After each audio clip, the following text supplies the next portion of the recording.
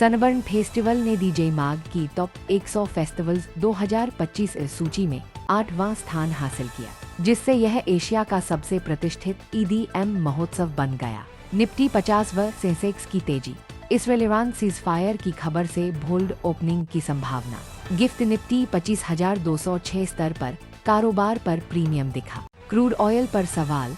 आनंद सिंघवी ने long term top के संकेतों पर चर्चा की, साथ ही सोने पर भी नजर रही। स्टॉक टिप्स 24 जून। राजा वेंकटरामन। ट्रेड ब्रेन्स और मार्केट स्मिथ इंडिया ने कुछ स्टॉक्स को खरीदने की सलाह दी। ईरान अमेरिका तनाव। ईरान ने कतर के दोहा एयरबेस पर 6 मिसाइलें दागी। भारतीय दूतावास ने सतर्क रहने की सलाह दी। अमित शाह शहादत सम्मान। नवा रायपुर में गृह मंत्री ने शहीद आकाश राव गिरिपुंजे के परिवार से मुलाकात की, गहरी संवेदना व्यक्त की। फोरेंसिक संस्थानों की नींव। अमित शाह ने नवा रायपुर में NFSU और NFSL की आधारशिला रखी, जिसकी लागत लगभग 260 करोड़ है। महाराष्ट्र की भाषा नीति। CM फडणवीस ने 3 भाषा फॉर्मूले पर व्यापक विचार विमर्श का ऐलान किया। फिलहाल हिंदी अनिवार्य नहीं होगी। केंद्रीय क्षेत्रीय परिषद की बैठक। अमित शाह वाराणसी पहुंचे, जिसमें 25वीं CZC की तैयारी पूर्ण हुई। कई राज्यों के CM भाग लेंगे। स्मारक मांसाहार केस अपडेट। NDTV की रिपोर्ट में दिल्ली की हाई प्रोफाइल बेटी फेडर कांड में पिता ने अहम बयान दिया। नागपुर सहित मध्य भारत में IMD ने 24-27 जून तक भारी वर्षा और तूफानी हवाओं की चेतावनी जारी की है। किसानों और शहरों को जलभराव और खेतों पर सतर्क रहने की सलाह दी गई है। दिल्ली, गुरुग्राम, नोएडा में भी 23-24 जून को भारी बारिश की संभावना जताई गई है। मानसून की प्रवेश प्रक्रिया तेज हुई। नागरिकों से सावधानी बरतने और मौसम अपडेट फॉलो करने के लिए कहा गया। मथुरा में नई अपाचे बाइक की चपेट में आकर 2 दोस्तों का सड़क हादसे में जिंदा जलने से निधन। नंबर प्लेट रहित बाइक की पहचान में प्रशासन को समस्या आई।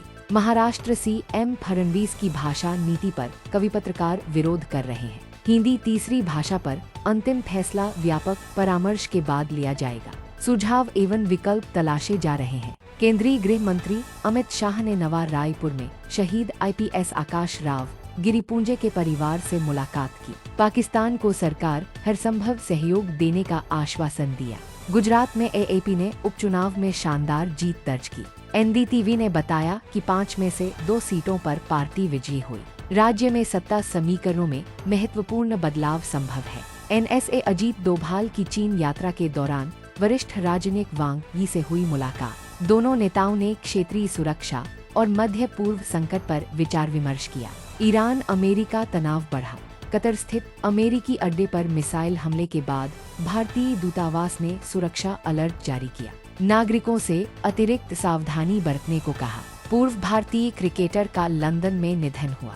साथ ही ऋषभ पंत को स्टूपिड कहे जाने के बाद उन्हें मिले नए सम्मान की चर्चाएं भी सुर्खियों में हैं। लगभग 40 वर्ष पुराने एयर इंडिया बम धमाके की यादें ताजा हुई।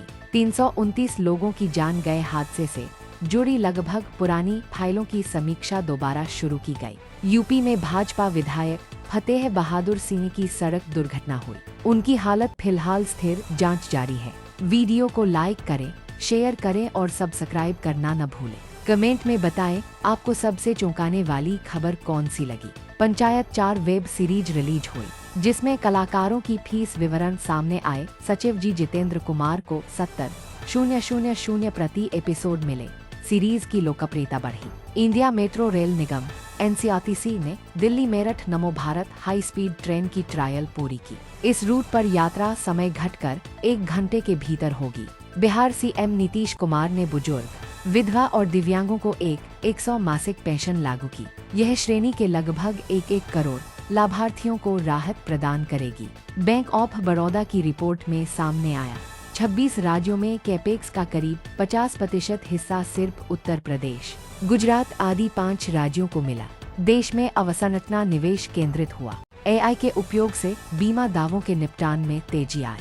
क्लेम प्रोसेसिंग समय कम हुआ। ग्राहक सेवा में सुधार देखा गया। रिलायंस कंज्यूमर प्रोडक्ट्स 8,000 करोड़ तक निवेश करने हेतु शीतल पेय प्लांट बढ़ाने की योजना पर काम कर रहा है। कोका कोला व पेप्सी के लिए ये बड़ा झटका हो सकता है।